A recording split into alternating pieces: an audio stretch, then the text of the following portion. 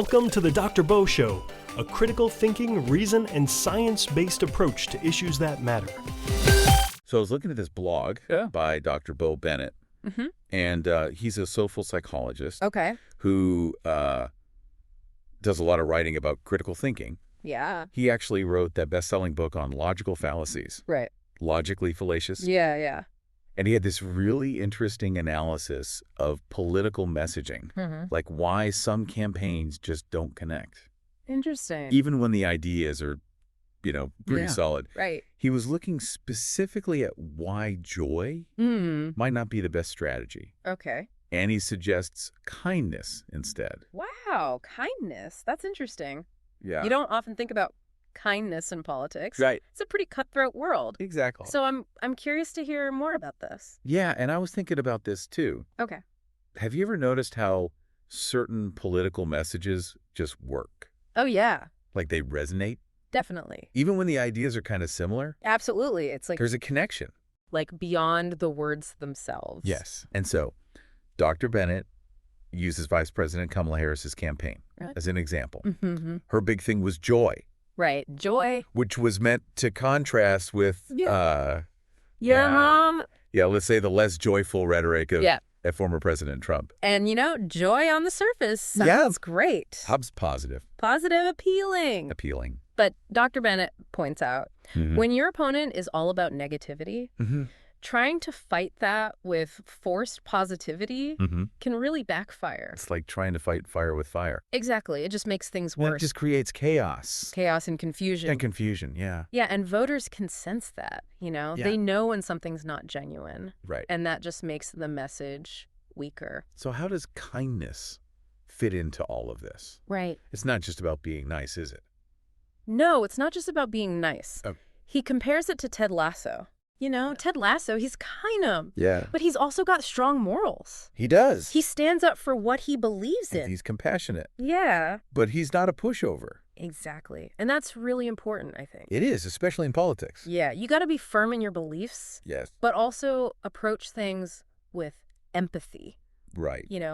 Try to understand different views. So it's about changing how we talk about things. Yeah. Not backing down. Right. But being more constructive. Exactly. It's about building bridges. Even when you disagree. Even when you disagree fundamentally. I like that. Yeah. So how do we actually use kindness in politics? Well, Like how do we make it practical? Yeah, so Dr. Bennett outlines some strategies. Okay. And one of the biggest is empathetic listening. That sounds hard. It is. Especially in a debate. Yeah. How do you listen to someone when you totally disagree with them? Right. But Dr. Bennett says it starts with recognizing that everyone's views come from somewhere. Okay. It's about understanding why they believe what they believe. Even if you don't agree with it. Even if you don't agree with it. So you have to step back from the emotion. You do. And try to see the bigger picture. Exactly. Okay. What else? Another strategy is disarming negativity with positivity.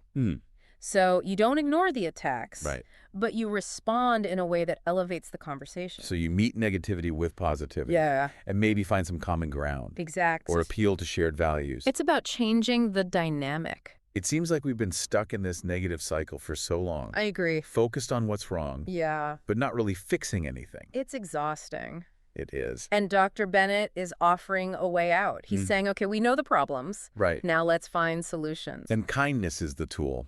It creates a space for people to share ideas, to disagree respectfully, and work together. So it's not about winning. Yeah. It's about actually solving the problem. Exactly. And that helps everyone. That makes a lot of sense. And that's really the heart of it. It's not about being weak or naive. Right. It's about recognizing our shared humanity. Yeah. And using that to build a better future. That's powerful. It is. It really resonates with me. Yeah. I think we're all looking for that connection. Especially now. Understanding. Yeah, when things are so polarized, Right. It's more important than ever. So how do we actually encourage this kind of shift?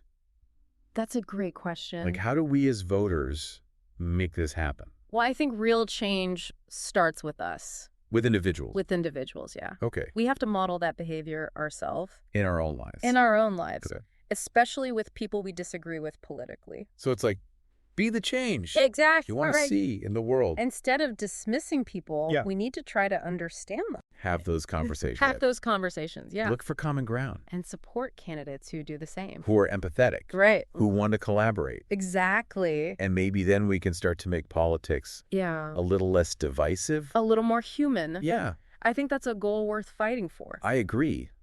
Because after all, we're all in this together, right? We are. That's right. It's easy to fall into that us versus them trap. Yeah.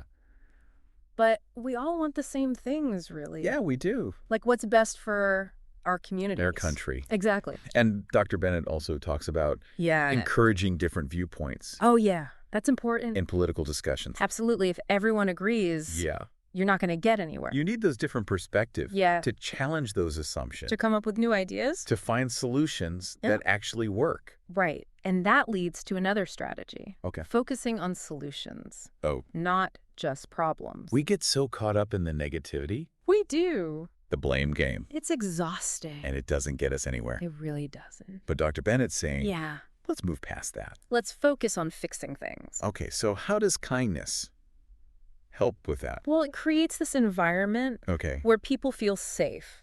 Safe to share their ideas. Exactly. Even if they're different. To disagree respectfully. Right. And to work together. So it's not about winning or losing. It's not about that. It's about solving the problem. It's about making things better for everyone. Yeah, I like that. And that's what kindness really is. Okay. It's not about being naive. It's about recognizing that we're all human. We have that shared humanity. We do. And we can use that to build something better. Exactly. It's a powerful idea. It is. And it feels like something we really need right now. I agree.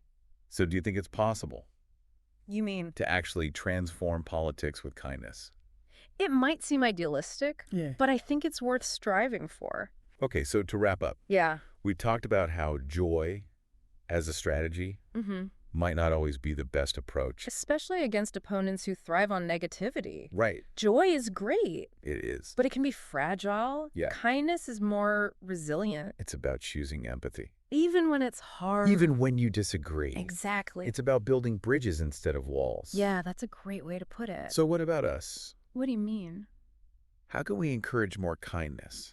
In our own lives. Yeah, in our everyday interactions. That's a great question. Not just in politics. Right. Like, how can we be kinder to each other, even when we disagree? That's something to think about.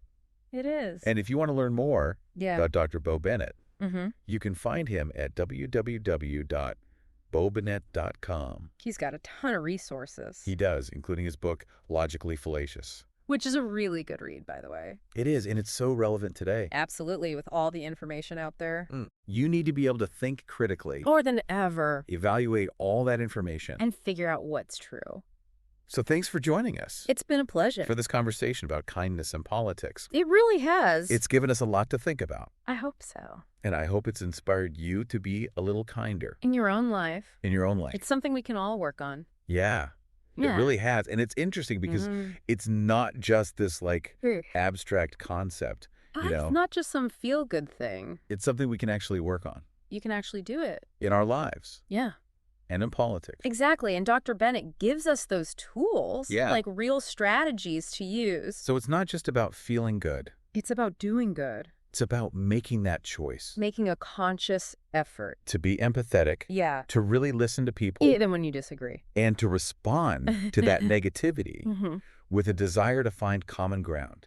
It's like shifting our whole mindset from competition to collaboration. We're all in this together. We are. And we all have something to offer. I think that's a really important point. Yeah. We all have value. We do. And we need to remember that.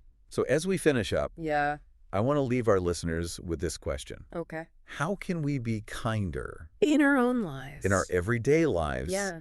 How can we be the change? Be the change you want to see.